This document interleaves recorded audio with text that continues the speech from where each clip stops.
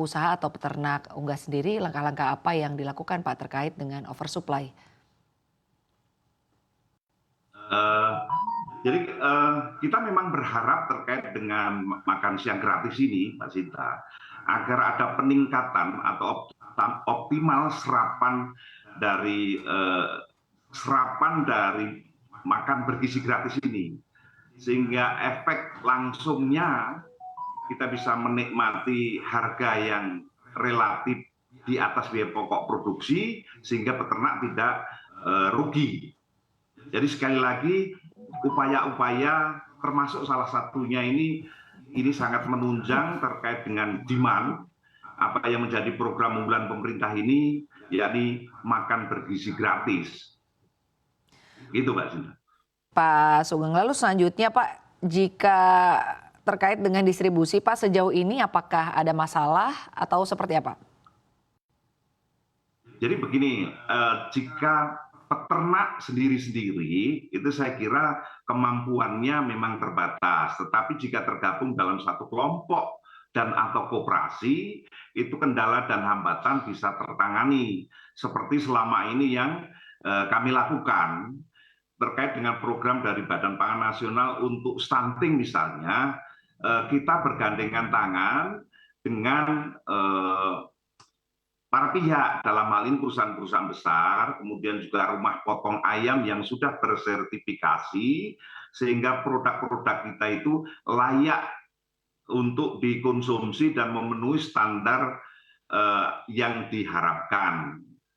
Sehingga problem atau masalah yang dihadapi oleh para pelaku yang kecil terutama, ini bisa ada solusinya.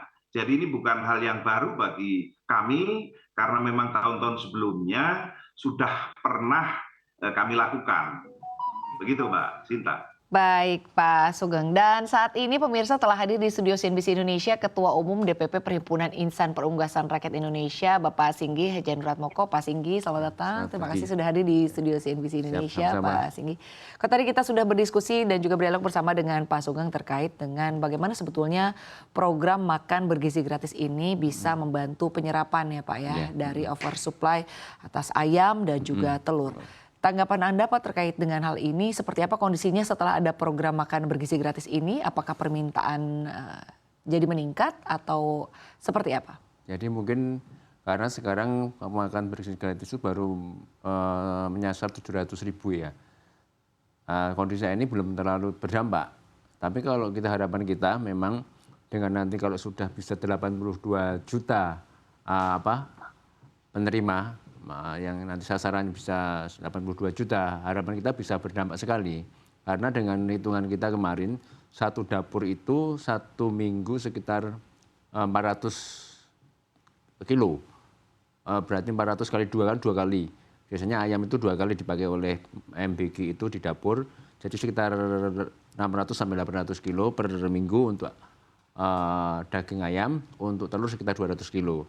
Nah, kalau itu kali nanti sudah satu bulan sekitar serapan 6 juta,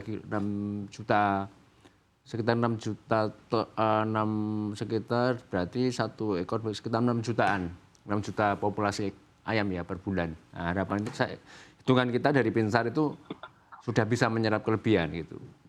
Baik, tapi sejauh ini Pak bagaimana komunikasi antara para peternak dengan pemerintah Pak terkait dengan pasokan dari ayam dan telur ini dalam program makan bergizi gratis? Jadi mungkin komunikasi memang dengan MBG belum terlalu intens ya. Jadi teman-teman memang mengharapkan sekali nanti MBG bisa melakukan sosialisasi dengan peternak-peternak, sehingga nanti apa yang harus diperbuat peternak, baik bagaimana nanti rantainya bagaimana, terus suplainya kemana, terus bobotnya, terus kualitasnya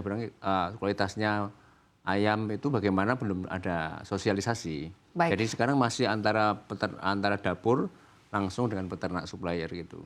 Baik, artinya kalau dari sisi supply peternak ini cukup siap ya Pak ya, Siap sekali. terkait dengan permintaan dari program makan bergizi gratis lagi. Tapi sebelum adanya program makan bergizi gratis ini Pak, sebetulnya tantangan-tantangan apa yang dihadapi oleh para peternak ya Pak ya, terkait dengan permintaan. Kalau tadi kita tahu bahwa supply-nya ini lebih besar atau lebih tinggi daripada permintaannya.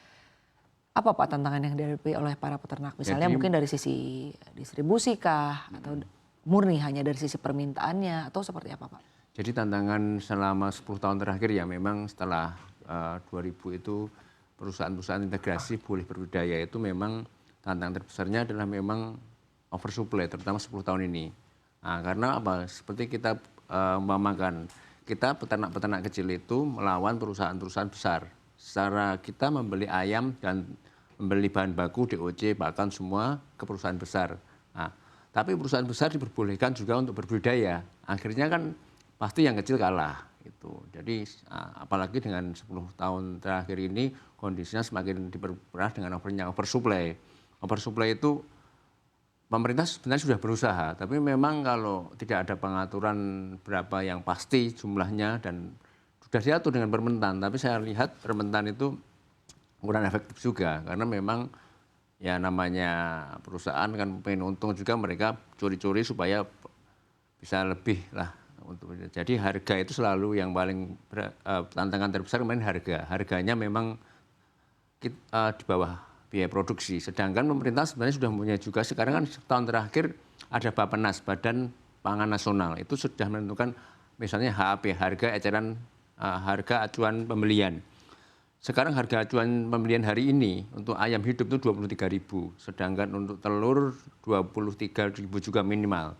Tapi itu kalau telur sudah alhamdulillah sering sudah masuk. Tapi kalau ayam itu sekarang misalnya hari ini 23.000 harga acuannya. Di tingkat peternak sekarang 18.000. Sedangkan pemerintah belum harusnya kalau menurut aturan kan itu seperti di beras ya, begitu serapan berlebih diambil oleh Bulog, tapi kenyataannya di ayam belum terjadi gitu. Baik, kalau terkait dengan harga pakan sendiri Pak, ini seperti apa? Kalau harga pakan sekarang memang fluktuatif tergantung harga bahan baku. Artinya apakah ini juga menjadi tantangan? Oh iya, tantangan juga karena memang kalau bahan baku yang terbesar adalah jagung. Jika jagung sekarang itu naik seperti kemarin sampai 8.000, maka otomatis harga pakan akan naik juga. Gitu. Tapi sekarang begitu harga jagung itu normal ke 5.500, otomatis pakan turun dan memang sudah sesuai dengan standar gitu.